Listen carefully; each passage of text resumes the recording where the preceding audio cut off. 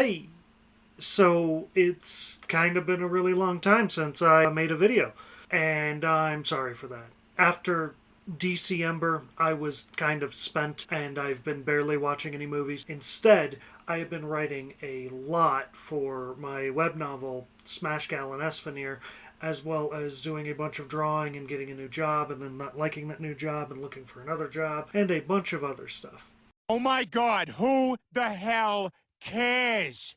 Today I thought we would do something a little bit different. Typically I'm just doing straight movie reviews. I'm planning on a couple of TV show reviews in the future, provided that I can figure out a format for that kind of thing. But in the meantime, I had kind of promised a couple of times to do like a full ranking of all of the MCU movies, and that's what we're going to do today. I'm going to talk at excruciating length about what I think of each individual MCU movie, and you all are going to sit here and watch it and experience my opinions in full detail. So, that sounds terrible. Let's go. So, what we're going to do today is the thing that every YouTuber has done since this website basically became a meme. We're going to go through a tier list and determine what I think about all of these movies, because my opinion theoretically matters to someone, probably, maybe. Probably not really. But I'm going to do it anyway. We're going to have all of the classic tiers, S through D. It's pretty simple. And then I've added a final tier called Never Watched, because there is, I think, one movie and television show on this that I never watched. So we're just going to go through and do it. So we're starting off pretty strong. We're going to start off with Ant-Man, and I'm not going to do this in the chronological order or the order in which they were released, because I don't want to do that. I'd have to look up all of these, and it sounds like a pain in my ass, honestly. So, that being said, though, if they're like right next to each other like that, I'll reorganize them a little bit. Starting off with Ant-Man. Ant-Man was very fun. I really liked it. Paul Rudd is an absolute fucking delight in, I think, every role I've seen him in. I'm not super familiar with his career as a whole, but I think that he's a very fun Scott Lang. I thought that the movie was very good, and I thought that Michael Pena as Luis, like, he was my favorite character because he just had such a fun energy that he was going for that entire movie. I'm gonna give that one a solid B right now. We will probably readjust that later, but it's not one of the hard-hitting movies or anything, but I genuinely think that it's pretty strong. For Ant-Man and the Wasp, I'm going to be perfectly honest, I don't remember a lot of the details of this movie. I've only seen it the once, whereas Ant-Man I had watched a couple of times, and I just never really wanted to go back to it. It's not that it's necessarily bad. I remember still liking Paul Rudd as Scott Lang, and I remember liking, don't remember the actress's name off the top of my head, as the Wasp, as Hope Van Dyne. But it just didn't stick out to me for whatever reason, so I'm gonna put that in the solid C. Avengers Age of Ultron is bad. Like, it's just a fucking mess of a movie. Like, there's not a whole lot to recommend about it. There are pretty easy fixes. I've seen a lot of people be like very clear in the little fixes that you can do in order to make this a much more clean, much more worthy movie. I don't know. I do not care for it. I thought that killing off Quicksilver was completely unnecessary. I thought that it was kind of a waste of his character, and it didn't make a lot of sense how he's able to save 75 people from a runaway train, but he's not able to, like, pick up Hawkeye and not get shot 75 times. I'm aware that we kind of needed that so that Wanda could go berserk and kill Ultron, and it was a good Wanda moment, but it did feel kind of like we were fridging Pietro for no fucking reason. Along with that, this movie completely kind of negates all of the fucking character development for Tony Stark. And while I get where he's at, where he experienced a bunch of remarkable existential threats and he wants to protect the world from them, I don't know. The characterization of this movie was fucking weak as hell. That's a solid D for me. That is the lowest tier of Marvel movies. So I rearranged some stuff while my roommate was doing things in the background, trying to minimize the noise. So a couple of these movies are a little closer to where they're supposed to fall. together. If they were just like sequences of movies, I tried to gather those together very sloppily. We're going to do the Avengers, the OG Avengers from 2012, I want to say. This movie's pretty fun. I don't consider it a masterpiece. It's very good, it's very fun, but more than anything, it was just a victory lap for doing something that no other movies had frankly ever done at this scale before. Tying together a bunch of disparate movies that had frankly very little to do with one another was pretty cool. It just got us the characterization of a lot of the underdeveloped guys a lot better. Iron Man had only been in, 2 movies to this point, and this Iron Man feels a little bit different than the other Iron Man movies, and I like it. It's hardly a masterpiece, but I do feel like it's infinitely better than its direct sequel, Age of Ultron. Age of Ultron was just bad. Infinity War is one of the best Marvel movies that has ever been released. Like, it's so well done on every level. It's probably, of the serious Marvel movies, one of my absolute favorites. It's got everything. It's incredibly well paced. It's got a bunch of good fan service scenes, which are important for this kind of movie, where it's a big tentpole movie, where it's the culmination of everything we have seen.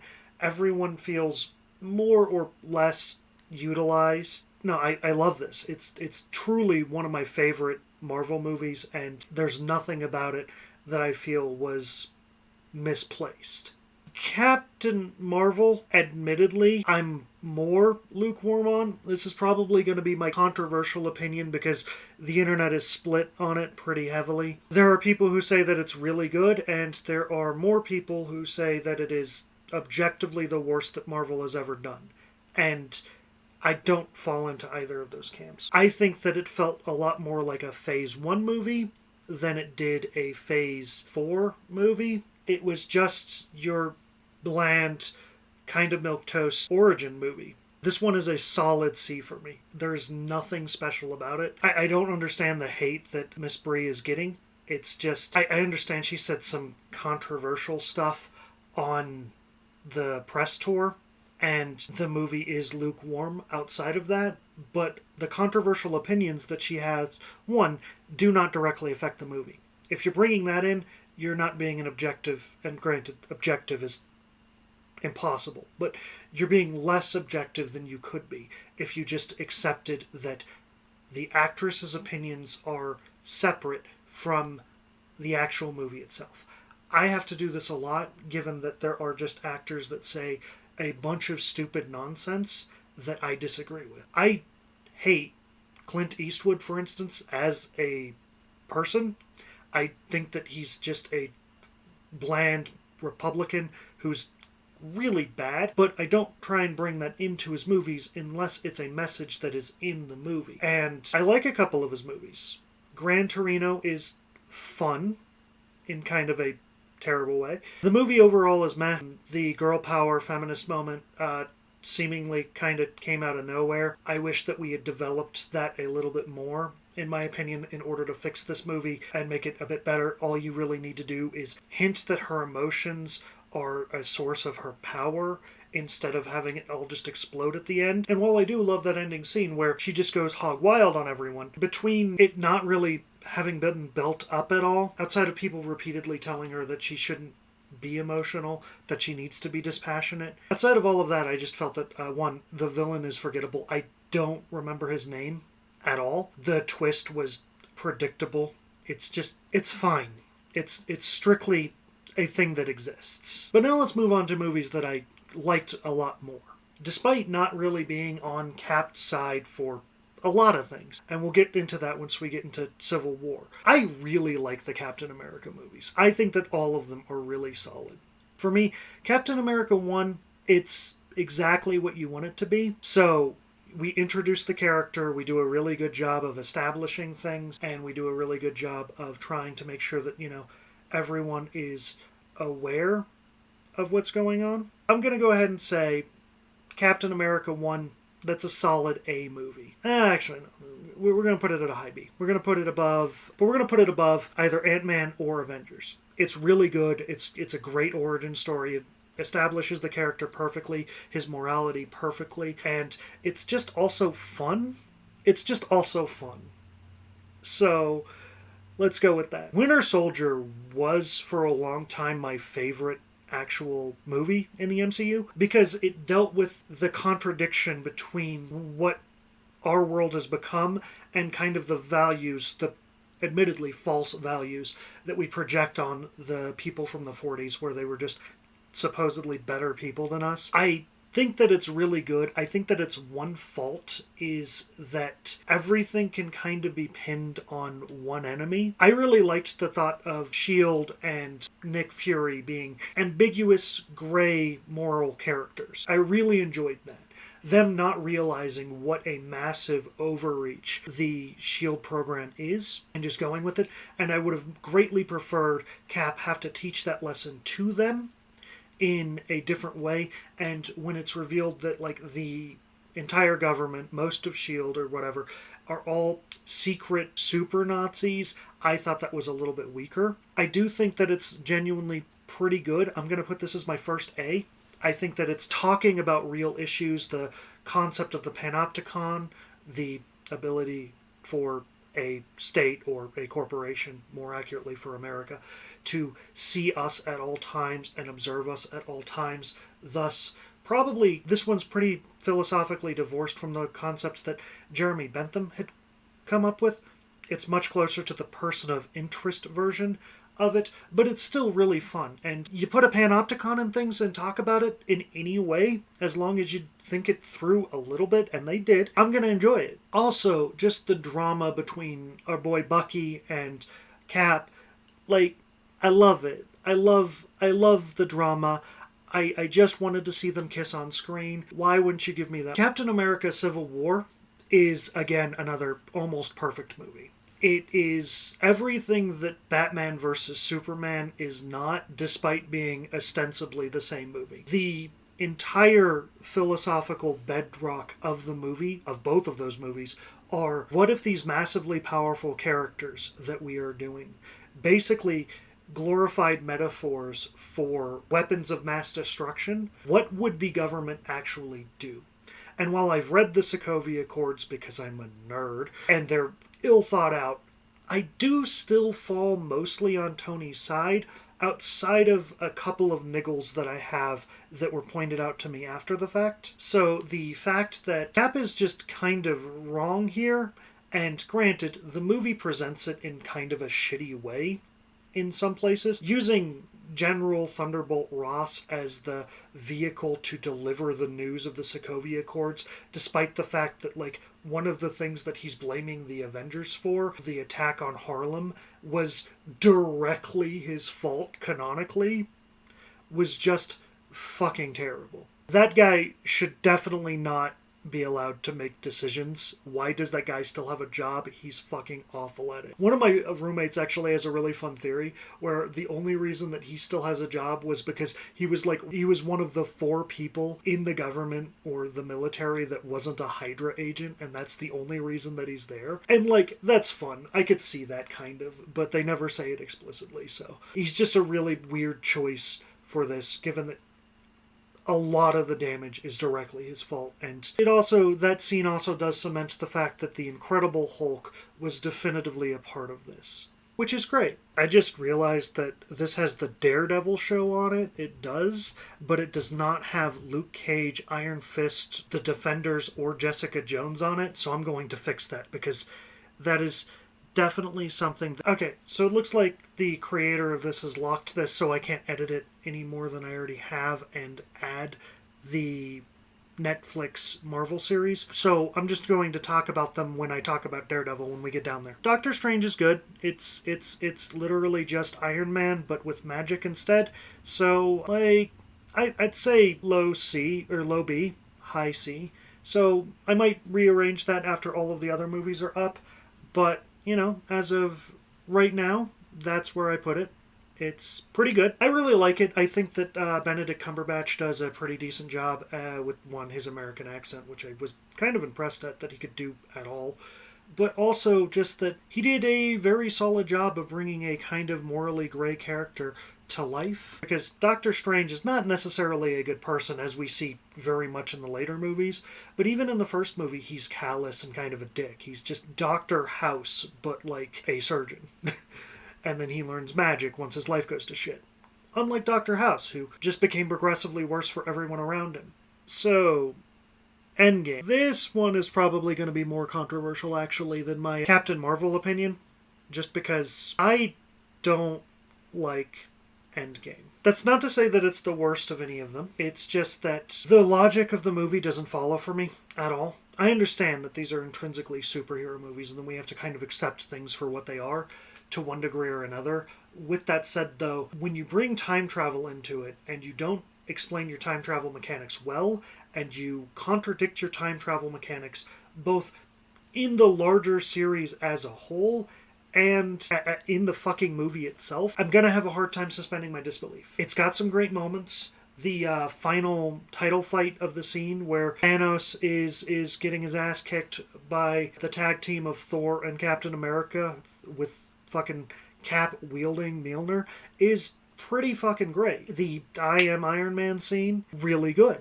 With that said, though, I do have a bunch of problems with it. The time travel just doesn't logistically follow from anything. Like, we explain it in one way, we create divergent paths and such that do that, but we're still able to go back to the initial timeline. Old Cap is still able to, like, be where he needs to be.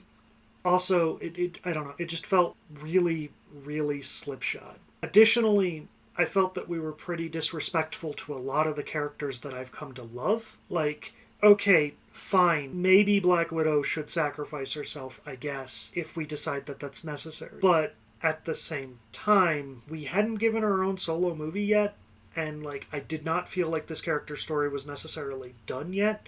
So I'm not a fan. Oh, and Gamora. Poor Gamora. Like, just erasing the character development for 3 movies is just painful. It's just a shitty, shitty thing to do. So, it's better than Age of Ultron, but that doesn't make it good. Then we have the first Guardians of the Galaxy movie. Guardians is fantastic. I love it. I've compared Guardians already on the channel to a much worse movie, the first the first Suicide Squad movie in the DCEU. This one is undoubtedly infinitely better than that, but along with that, it's also just a really solid movie. It's really good. It does music better than most other things. It really diegetically puts the music in there. We care about the music, which is throughout the entire movie, because Peter cares about it. It's great. Peter is a flawed character. He's kind of a bad person in so many ways, but that's the point, is that he has room to grow, and he has room to develop. And while he's a goofy, kind of idiotic kid in a lot of ways, he's still kind of a hero. Guardians of the Galaxy Volume 2, I feel, is exactly on par with Guardians of the Galaxy. That one's kind of controversial. I know that some people put it much higher. I know that some people put it much lower. For me, it's just more adventures in the exact same vein. Everything logistically made sense as far as the characters and their decisions go. Peter is a child, so of course, like, he's going to throw a temper tantrum. I do feel like the movie was unnecessarily mean to Mantis for some reason, but I mean, you have to pick your battles. I think it was a lot of fun. I think that Ego as like a metaphor is a pretty good villain, and I think that, like, you know, overall it just did a really good job of establishing the pathos within Peter's character and within Gamora and Nebula. I thought that those did very well. That fight scene where it's just 2 siblings beating the crap out of each other because they can't see eye to eye and they're just both hurt and in pain. It's beautiful. And then, of course, Yondu and his sacrifice is the best. I really loved it. I thought it was very good. The Incredible Hulk. Fine. It's a low C. I don't have much to say about it. It's not one of the movies that I ever really go back and watch again. Like, I'll go back and rewatch a lot of these movies. They're not terrible. But I just don't ever want to rewatch Edward Norton as the Incredible Hulk. He didn't do a bad job, but, like, I don't know. it doesn't necessarily jive completely with the tones of the rest of the movies. It's obvious that, like, the post-credit scene that ties it into it was only tenuous until Civil War, as I mentioned. And the only thing that I really liked is I really liked Tim Roth as an aging soldier trying to keep up with these incredible events. Like, Tim Roth is the standout star of that movie, and I'm very sad that they didn't get him back for Shang Chi when Abomination reprised his role. But, like, hard to expect them to give a fuck. This movie didn't kick off the MCU. It's just not as good. That being said, though, here's the movie that did kick off the MCU. Iron Man. Yes, I did move that. Shut up. Iron Man was very good for its time. It's aged a little bit poorly in some ways, and it did kind of set the tone in the world in worse ways than I feel like it could have. It's very American, and it's very pro-military in a lot of ways, and that makes sense. I mean, he's an arms manufacturer at the start of the movie, so it does create a lot of conflicts, and granted, all of the MCU movies are pro-military to one degree or another, and obviously I'm not. That being said, though, I'd give that, yeah, it's not as good as the Guardians movies. This one's pending still. I don't know, I may move that one. But Iron Man 2 is dog shit. It's just, it's a bad movie. But there's a reason that it's a bad movie that's really, really simple that they could have corrected. The movie has too many plot lines. Like, we have the Iron Man self-destruction plot line where he's just kind of destroying himself through alcoholism and being an irresponsible dickhead.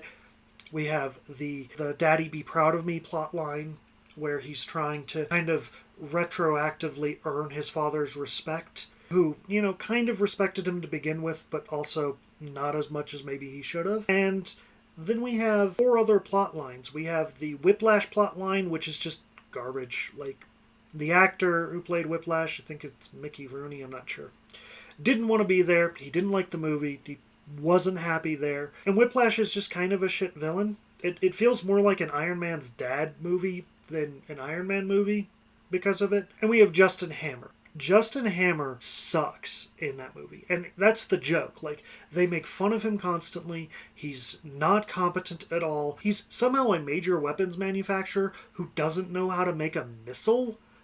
Like, his missile bounces off of an enemy and doesn't explode. Oh, the other plotline that I forgot is the Ayn Rand, the government doesn't have the right to my stuff plotline that we start the movie with, and then we kind of just decide that he does, that the government does later on. That's 5 plotlines. If I was going to make this movie better, I would have cut it down to 2.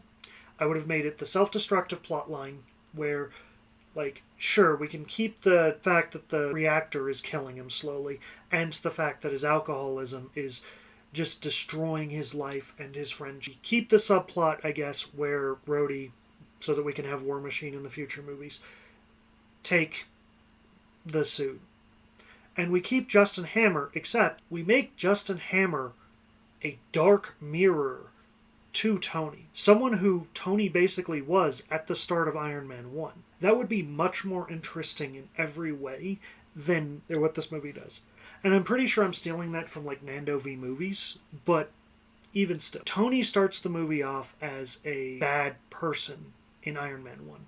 And he doesn't get all that much better. He gets a bit better, you know. He wants to stop the warmongering, which is good. Having Justin Hammer be a symbol of who Tony was would be much more effective than just having him as bad side character. Justin Hammer sucks. There's a reason that he's never come back. He's just bad at his job. Again, one of my more controversial opinions. I like Iron Man 3. Iron Man 3 is much better, in my opinion, than Iron Man 2. It's not as good as Iron Man 1. I think that's just kind of true. Yeah, right there. That seems fair. People don't like Iron Man 3 because it's not much of an Iron Man movie, which is the fucking point. Like, that complaint doesn't make sense to me. Like, Tony's entire thing in Iron Man 3 is that he's struggling under the weight of the fact that, one, he died effectively in Avengers, but also with the fact that people expect him now to be there and to be the big hero, and that's fucking terrifying. Iron Man having panic attacks is one of the best decisions I've ever seen.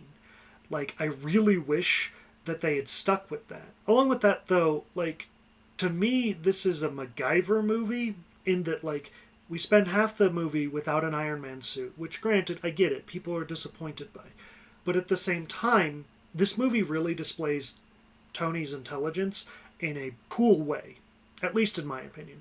I think that Tony just constantly going around, figuring stuff out, putting things together as a great engineer, and abusing people, and figuring out how to win without the, frankly, ridiculously overpowered Iron Man suits was fantastic. Now, it does put a big emphasis on Pepper Potts, who I am not a fan of, for several reasons.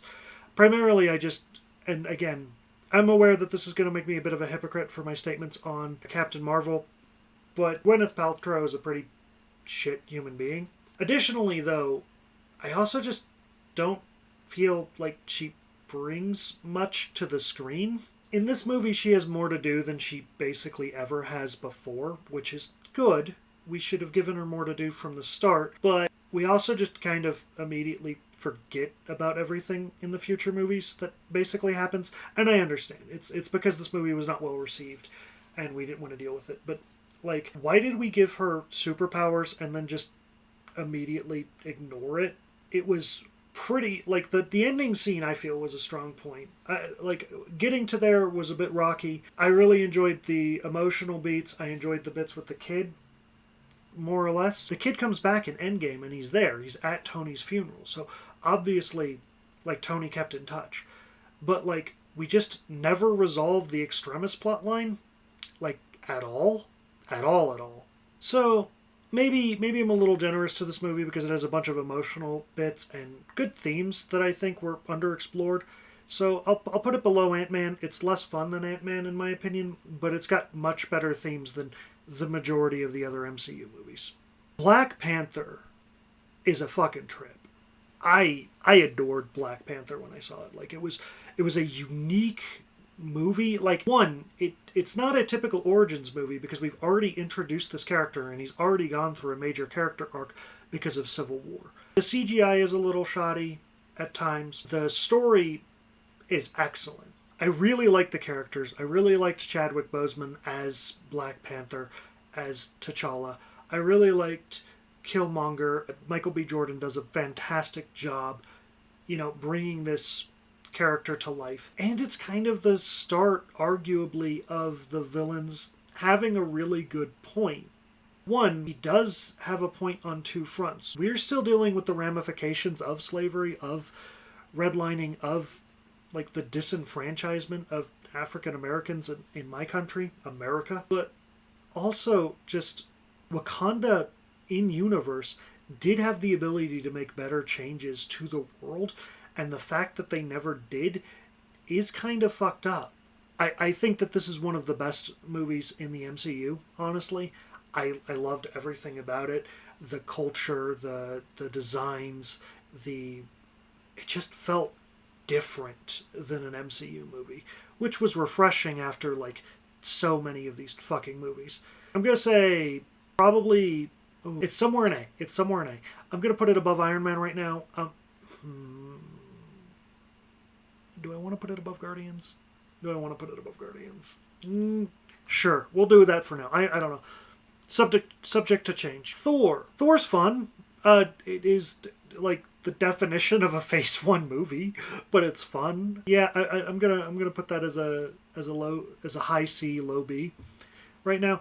Like, Himbo Thor is just an absolute delight. I feel like Natalie Portman didn't necessarily want to be there, and that's kind of evidenced by the fact that she wasn't in the third movie at all, and I felt like they had to write around that a little bit in other movies. Thor 2 is garbage, and it has the same problem as Iron Man 2, wherever I put that.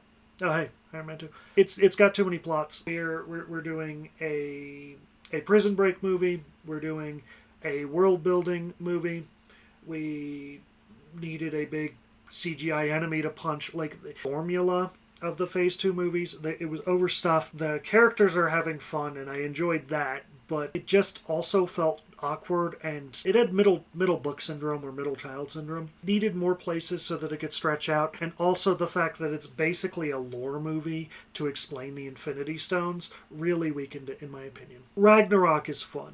One, like, it's just a fun 80s romp. It's a dumb 80s action movie with a bit of heart. I fucking adore this movie. It definitively, like, I'd say low A. Like, easily low A. This is a movie where if I just feel like watching something, like, I will put this one on because I don't need to be serious about it at all. But also, it's just a hell of a lot of fun. Loki going nuts over Thor being smashed by Hulk. Hulk being a petulant child. So much fun. Jeff Goldblum. Just Jeff Goldblum. Jeff Goldblum. Oh, hey, we have this series. Let's move What If up then, if we're going to do these. I want to do these in one shot because to me, I watched them basically one after another. I didn't watch them weekly like other people did. So they're kind of interconnected in my head. WandaVision is fine. It was pretty good. The emotional beats do work for me, more or less. I felt that it was a little long. I felt that 8 episodes was a little long, honestly.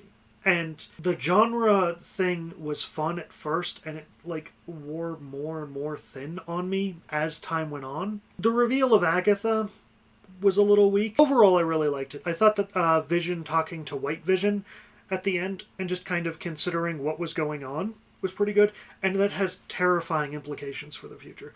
So, like, it's good on lore building, it's good on development for Wanda, which she did desperately need. And watching her psyche, like, develop is really interesting to me. So I'm gonna go mid B. I'm gonna put that. Actually, I did like it. Like, it had good fan service too. I'm gonna put that above Captain America. It does not hit A for me though, and that's because this hits A for me. Falcon and the Winter Soldier was fascinating to me, mainly because it was a miniseries, not a movie. It was a miniseries that was trying to deal with real issues. And it's shaky on that, and I have a bunch of mixed opinions on exactly how they handled some of the stuff.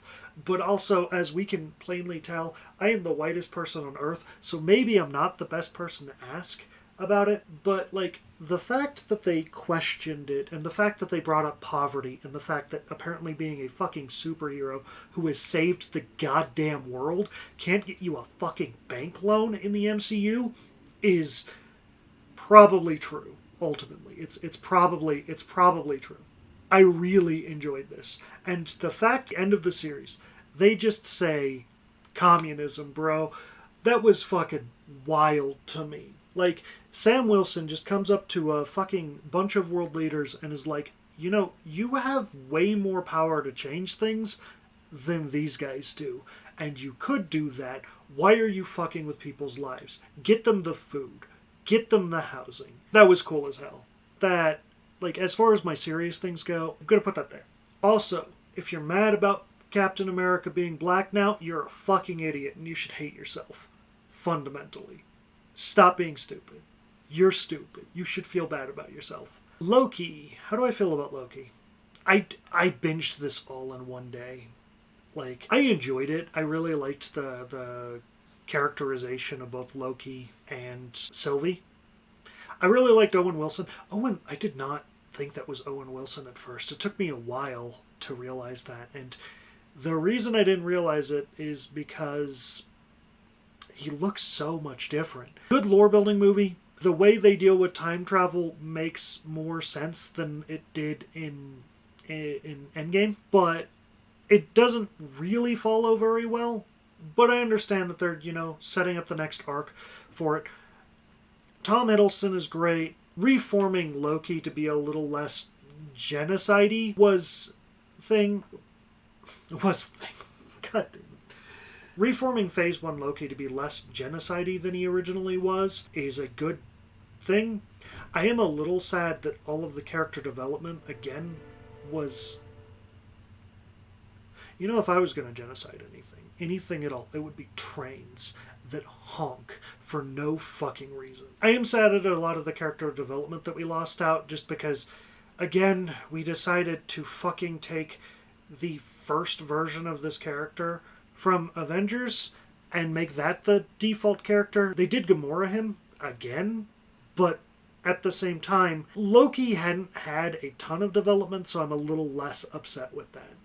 With that said, though, I don't know. Maybe if this is going to become a consistent trend with it, we're just going to start erasing all of the character development that we do over all of these movies, like we did with Spider-Man and Gamora and fucking Captain America. Oh, I wanted to complain about that. Brief tangent. Tangent. One of the things that annoys me the most about Endgame is Captain America going back to the past. And, like, I get it, it's a good close to his character, theoretically, but the problem that I have is that when he does this, one, it would just create an alternate timeline and he would have a hell of a time getting back to his original timeline that way. But two, Captain America knows about all of the disasters that are going to happen over the next 70 years because demonstrably he studied the history of the 70 years he missed, and he doesn't do anything with that information. You're going to tell me that Captain America knows about 9/11, but doesn't fucking do anything to stop 9/11? The fuck? That's the dumbest possible thing. There's no way Captain America would be unwilling to help. And there are, like, a bunch of other little things that he would have done, like, that would change the course of history. So no, I hate that. I hate it so much. I hate what they did. To me, it felt like a character assassination to Captain America. And maybe in a future movie, down the line, they will have Captain America just be like doing stuff in an alternate timeline with a slightly different looking Cap, since Chris Evans doesn't want to come back, which is understandable. I get it. He wants to do other movies, and being as fit as you have to be Captain America is probably fucking exhausting. But it doesn't change the fact that the only thing I could think about throughout the entirety of Captain America talking to Bucky and to Sam was, wait, he's old now? He didn't stop 9/11? He didn't stop a bunch of the terrorist attacks? What? What the fuck? I don't know. What was I talking about before my digression? Loki, right. Yeah, also, wouldn't Captain America going to the alternate timeline cause a timeline variance where the TVA would have to step in and stop him? I understand that Loki's lore is purposefully different than Endgame's lore, and, like, the continuity necessity that a lot of fans insist upon. Eventually, the weight of its own universe is going to crush the MCU, but it doesn't change the fact that, like, these two were basically sequels. Loki is a sequel to Endgame, and we just completely disregard the entire set of logic. And granted, I know, theoretically, this is the sacred timeline that they were supposed to go back in time or what. Fuck you. The way that the Ancient One, Tilda Swinton, explains it in Endgame contradicts the way that this works. She directly says that they are creating a split-off of the timeline. Granted, sure, eventually the Time Stone is returned, but it doesn't really change the fact that Loki escaped for, like, 5 fucking seconds, and the TVA was all up on their ass. I can't imagine creating even a branch timeline for 20 minutes would stop the TVA from taking them on. Marvel's What If. This one's really hard to do, honestly. I'm gonna put it in low C overall. The reason that it's so hard for me to do is just because each individual episode is of variable quality. And there's only, like, 1 or 2 episodes that I would put in A. None of them hit S. The episodes that I liked the most, I really liked What If Doctor Strange Lost His Heart. That one was good. Marvel Zombies sucked. I saw what they were trying to do with Captain Britain, Peggy Carter, as Captain Britain. I didn't like it. Not because I didn't like Peggy Carter at all. She was fine. It felt contrived. So did What If T'Challa was Star-Lord. I get it. We all love Chadwick Boseman, but, like, him getting a nat 20 on his fucking diplomacy roll and convincing Thanos to stop the murder. Oh, that's another thing I hated about Endgame. The character assassination on Thanos. Thanos' plan was always stupid. It's Malthusian economics. But he felt fundamentally different and worse because he was in Endgame. They stripped him of all of the nuance and all of the interesting character beats. Endgame sucks. I'm moving it down. Endgame sucks. And the other ones, I can't really remember, to be perfectly honest. I remember the last episode and it was fine. I was super upset when I found out that like one of the episodes had to be cut in What If, and that is affecting my opinion pretty badly. I really like Gamora. I think she's a very interesting character in a lot of ways, and seeing her in a different light would have been a lot of fun. And the fact that we just miss out on that because of scheduling conflicts and probably COVID sucks ass. And I know I shouldn't hold COVID against it. I'm not holding it against certain other series, but I do fundamentally wish that it had shaked out differently. I want to see that episode. I hear that they're doing a sequel series or sequel season to What If, and that episode is supposed to be included there, but I don't know. As it stands right now, What If sucks. It's just the lowest of C for me. Shang-Chi's pretty good. I like Shang. I'd say... yeah, that feels right. It's a really fun take on a Marvel movie. It's exactly what I wanted Black Widow to be, and we'll get to that. But, like, it's proof that we don't have to follow the exact same formula for each of these fucking movies. Like, it is a martial arts movie, fundamentally. It's got all of the martial arts tropes. It's got some Marvel nonsense in there. It's big and bombastic in a lot of ways. But one, I've watched enough martial arts movies to know that's also true of a lot of martial arts movies. The only difference is that they usually don't have the same budget that this does. Like, everything about this movie was fun. And emotionally it hit.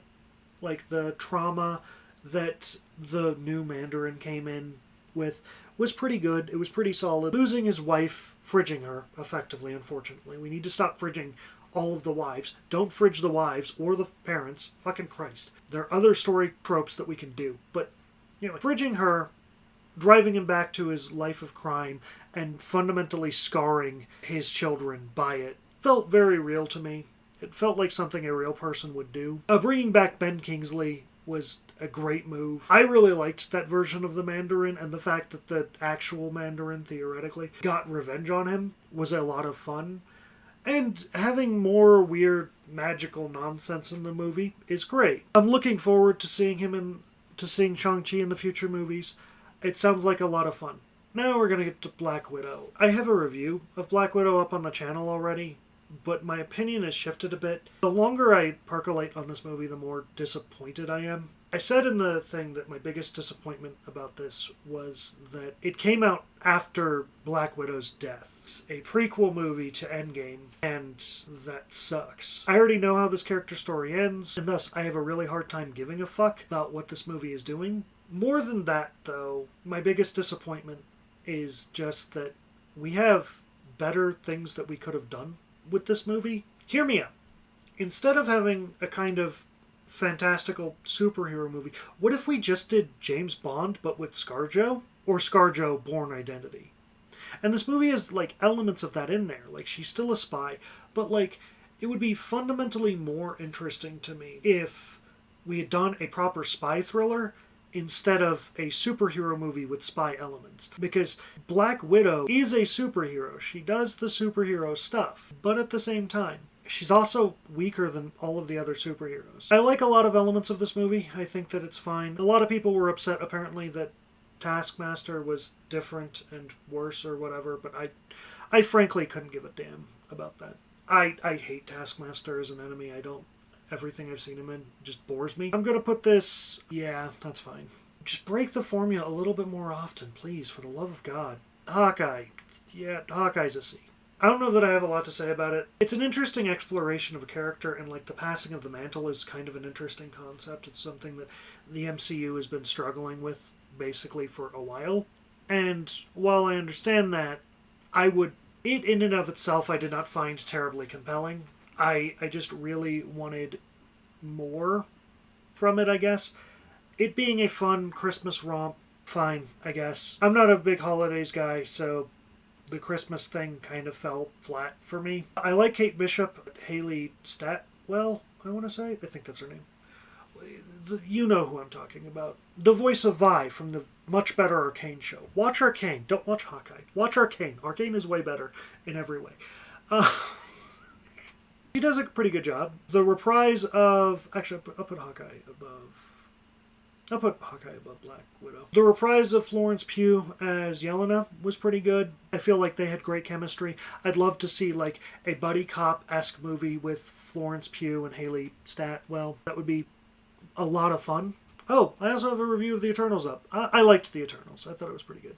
It's trying, again, new things, and I think that's the big key for me, is trying new things in the MCU is what I want them to do. People said this was the Zack Snyder version of an MCU movie, and I see where they're at with that. Despite all of December, me shitting on Zack Snyder, he does have a valuable vision. Like, the dark, gritty superhero thing is kind of interesting, and he is good at arranging certain things. I just think that someone needs to be there to slap his hand a little bit more and cut these fucking movies down for him. The Eternals was good because it dealt with themes that were interesting. It fell a little flat and there were a lot of characters to deal with, but I really liked what I saw of the characters. I wanted more of the characters was my biggest complaint. I wanted more Gilgamesh. I wanted more... Oh, fuck. I liked Cersei. I thought that she was a little underdeveloped, but I liked her. Kit Harington's Dane, I want to say. I liked him. He was a lot of fun, and I can't wait to see the Black Knight movie that the end credit scene teased. Patton Oswalt being in the MCU makes a lot of sense to me, and he was also in the other end credit scene. I'm looking forward to seeing what they do with this. Also, just like having the parallels to other superheroes is interesting. Icarus being a metaphor or an allusion or an homage or whatever to Superman was pretty cool. Seeing MCU's version of Superman being kind of a dick all the time was great. Loved it. Would watch again. Probably will watch it again, eventually. But I do acknowledge the pacing is off in some places, and the characters are underdeveloped, and I would have liked to see more from it, just in general. Spider-Man. The Spider-Mans. Spider-Man Homecoming. I liked this movie. I thought it was really good. It's got a compelling villain. I'd put this... Yeah, this is gonna be low A for me. It's not as good as Ragnarok, but like I really, really liked the struggling against the Iron Man legacy. Like the MCU Phase 4, I want to say this is, really was starting to question a lot of things, and the fact that the Vulture constantly questioned the existence and right of Tony to do things was great. It does have the problem that this did feel like an Iron Man 0.5 movie instead of a proper Spider-Man movie, and that's going to be a consistent theme throughout. Until No Way Home, none of these feel like Spider-Man movies to me. They all feel like Iron Man movies. Spider-Man Far From Home, I'm honestly like not super jazzed about. I can barely recall the movie, to be honest. I remember the base plot. Jake Gyllenhaal is a lot of fun. Jake Gyllenhaal is a good actor. So is Tom Holland. But I don't know. It felt very middle child syndrome. And dealing with, like, it again is kind of deconstructing Tony's legacy a bit. And I felt like that was necessary, but I also felt that it just doesn't hit where it's supposed to. No Way Home is fantastic. I don't know that I consider it an S. I'm going to put that, let's see. No, I enjoyed the Guardians movies way too much. I may have to move up the Guardians movies. In fact, I will. Yeah, maybe... Yeah. Anyway, sorry.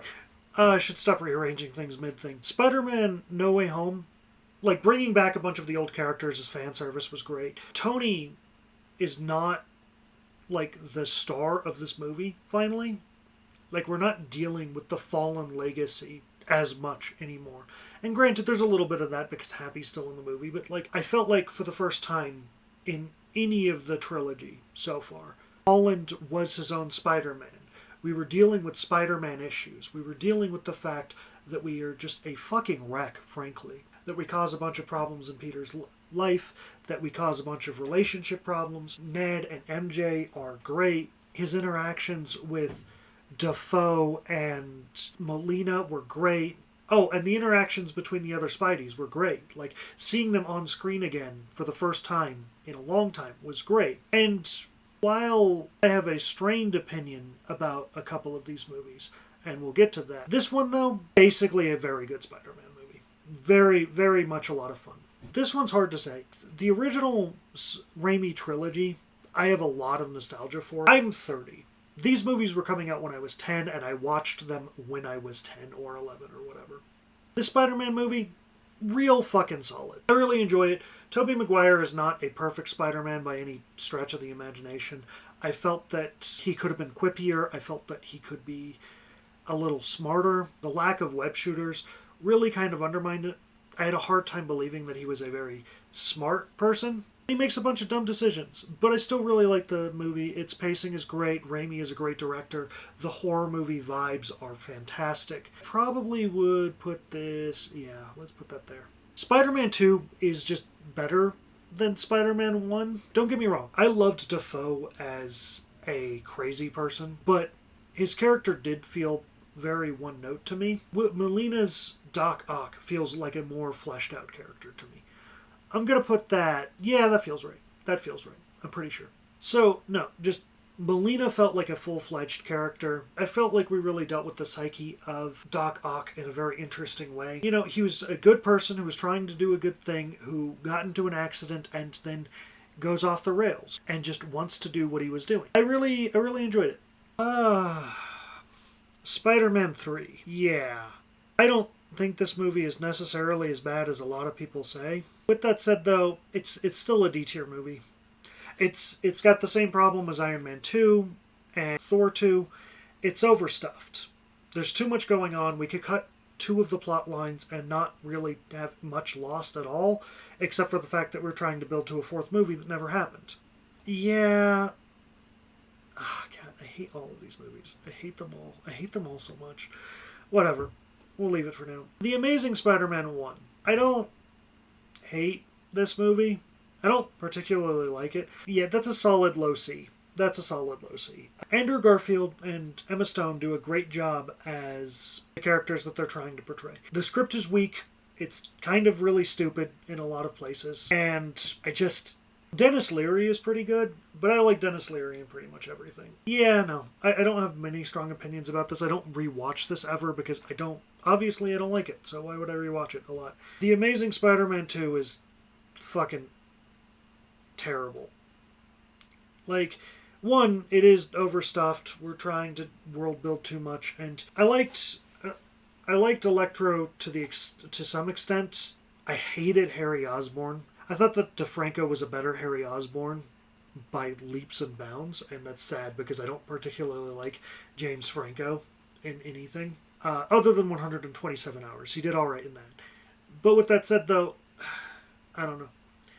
Those movies are basically tied for me. Like, they're both not good. I don't consider them actively terrible. No one seems to be having a lot of fun making them. The ideas that they were presenting could have potentially worked if they had a little bit more development. A couple more script drafts, maybe. In The Amazing Spider-Man 2, the emotional beats just didn't fucking work for me.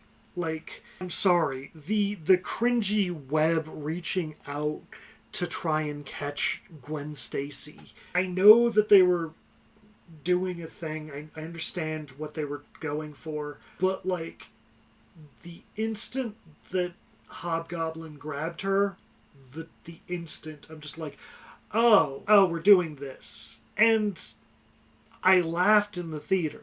Because I did see this movie in theaters.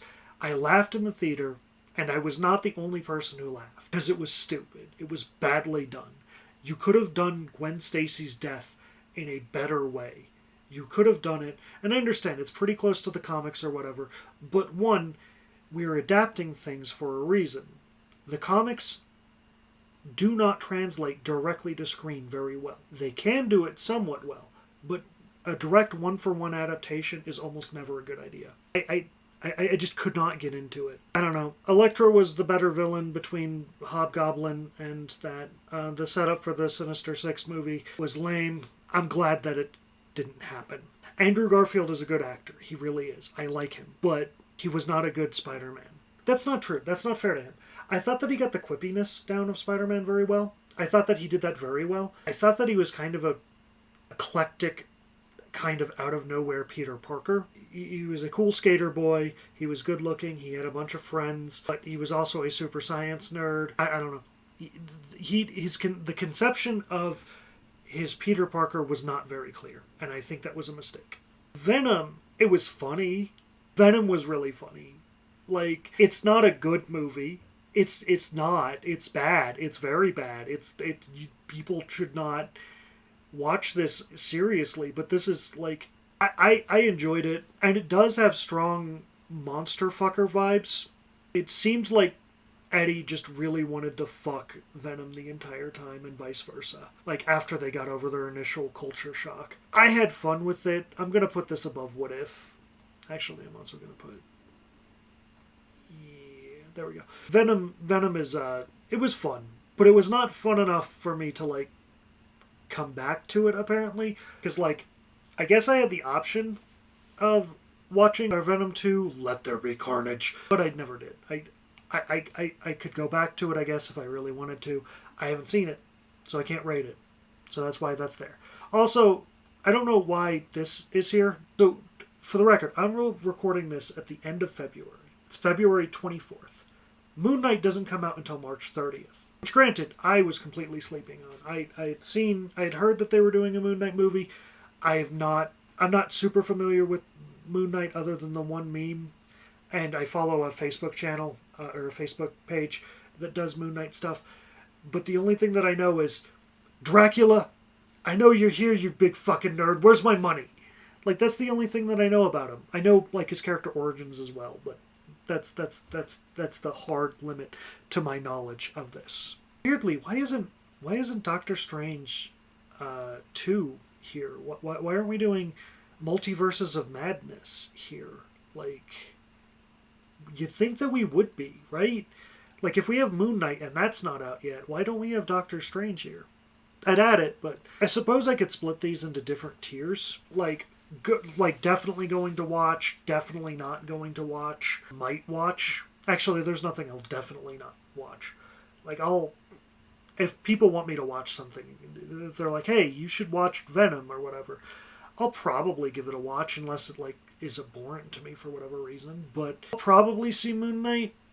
Maybe, I don't know. I need to watch the trailers to figure out if I'm interested. I don't know if I'll watch that in theaters or if I'll wait until I can watch it on Disney Plus. Definitely not torrent it. Definitely. I would never dream of torrenting all of these. Now for Daredevil and the rest of them. So I'm going to be covering... I've watched most of these all the way through. Daredevil, Luke Cage, Jessica Jones, The Defenders, and Iron Fist are the 5 Netflix Marvel series.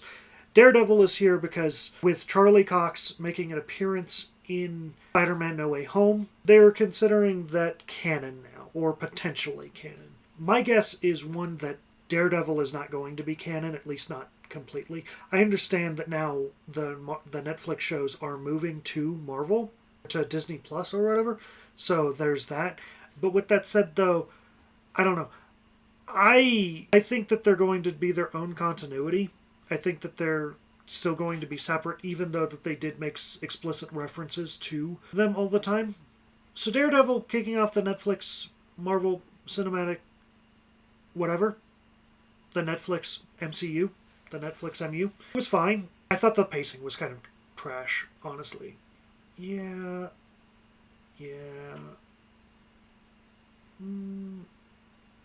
right there. And this is going to tie into like a bigger complaint about streaming services in general. Shows that are made to be binged usually suffer from a lot of pacing issues from my experience. There are a couple of ways around this. Like Arcane being released 3 episodes at a time, I felt helped with this because my experience when binging something is that I will go through it all in 1 or 2 days, probably. I will burn straight through it, and then I will not be able to differentiate the individual episodes very easily. And this happened to me a bit with Daredevil. This happened to me with Luke Cage. And it also happened with all of the Netflix shows, basically.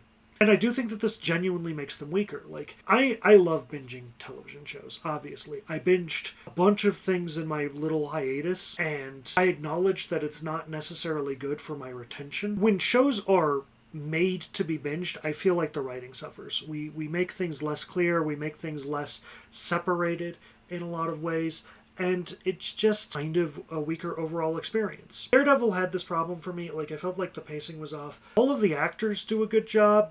I didn't really connect with the themes. Daredevil's themes and me are just never going to get along, as is probably evident if you watched my Witch review, the Vavitch. I'm not the biggest fan of Christianity in general, so like the elements of Catholicism that are very much the driving force in a lot of ways to Daredevil's character, I don't click with. Along with that, I thought that the ninjas, the hand, kind of came out of fucking nowhere. I really liked Vincent D'Onofrio. I don't remember his name. I really liked the guy who plays Kingpin. I thought that he was a very good Kingpin, and I thought like he had the physicality and the threat. And don't get me wrong, this is infinitely better than the Ben Affleck Daredevil series. But at the same time, it just didn't click with me in ways that mattered. Let's move on to the next up series. Jessica Jones is chronologically the next one. I really like Jessica Jones. That show was basically tailor fucking made for me in a lot of ways. Female superheroes are always going to be tops for me because I'm a weird pervert. And also, I just generally find them more interesting for other potentially not pervert reasons. I don't know. I refuse to do introspection on that because that sounds exhausting. It's a detective noir series starring a drunken, foul-mouthed female superhero. I was in love. Please, with anyone with control over the MCU is watching this, please at least bring in Luke Cage and Jessica Jones. They are so good, and I'm going to get to that. So my rating for those, I would put Jessica Jones in high B territory for me. The first season is incredibly strong. David Tennant as the Purple Man, or Kilgrave, or whatever you want to call him, was fantastic. Top. Jessica dealing with the PTSD in the second and third seasons was really good too. Trying to discover like the secret of her origins and why she got superpowers was pretty cool. I really liked it. The mom arc was weak, in my opinion. It had strong elements, and I understand what they were trying to do with it. I don't know. It was still a lot of fun. I really liked the PI elements of it. I really liked Jessica's attitude. And, like, look, I would just let Jessica Jones crack my sternum. That's what would happen. It would be fine. I would love it. Please, God, do it. And all of the characters in it were really strong.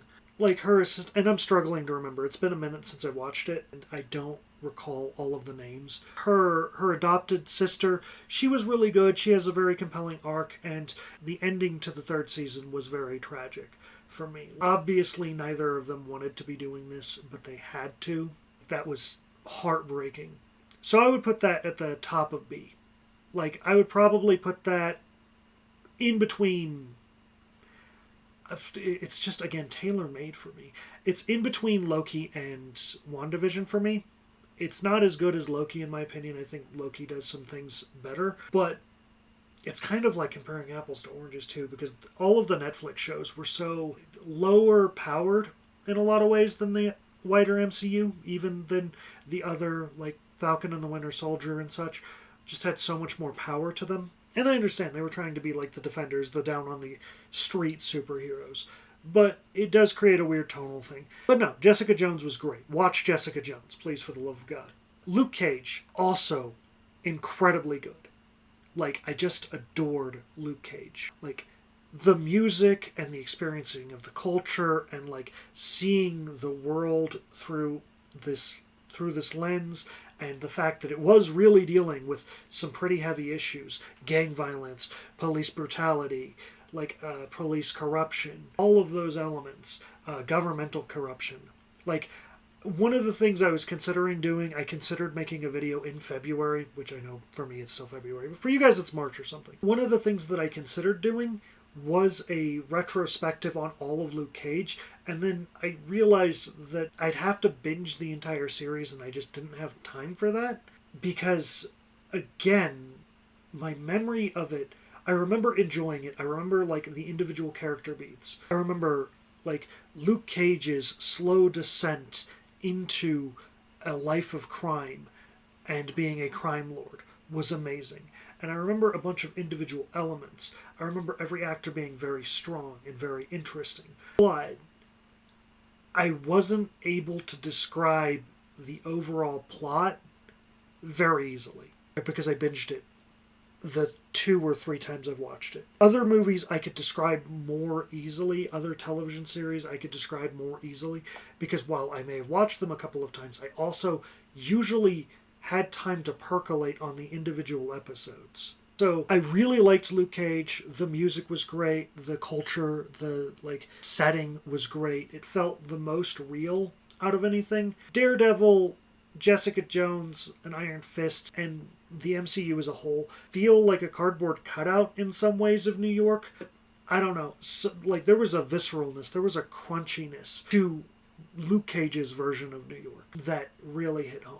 And it might be just because I grew up pretty poor and I'm still pretty poor, so I don't necessarily associate many things like Danny Rand's infinite money or Iron Man's infinite money. Speaking of Danny Rand, Iron Fist is down here. Iron Fist is fucking trash. It's definitively the worst of any of the Netflix series. It's definitively the worst of any of the series, really. I would probably put it... No, it's just dead last.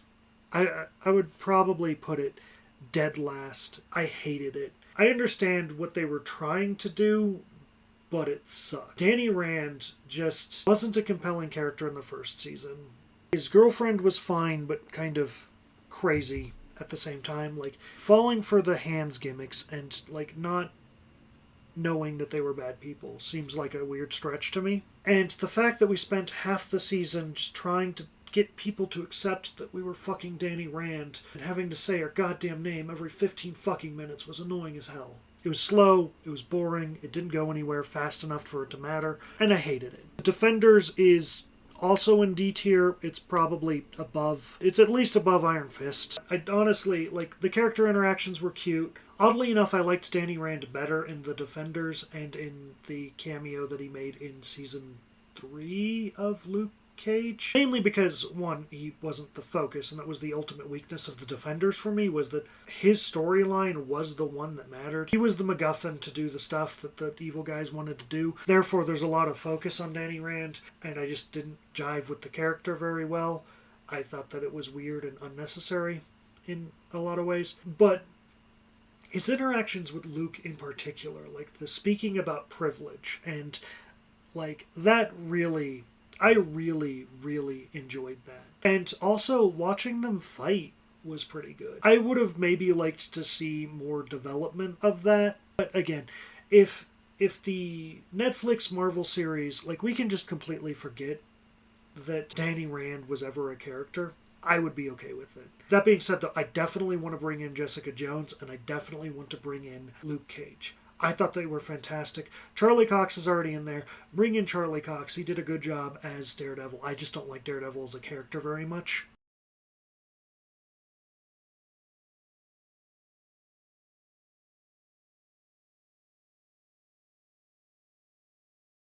To recap, Daredevil is exactly where I want it to be.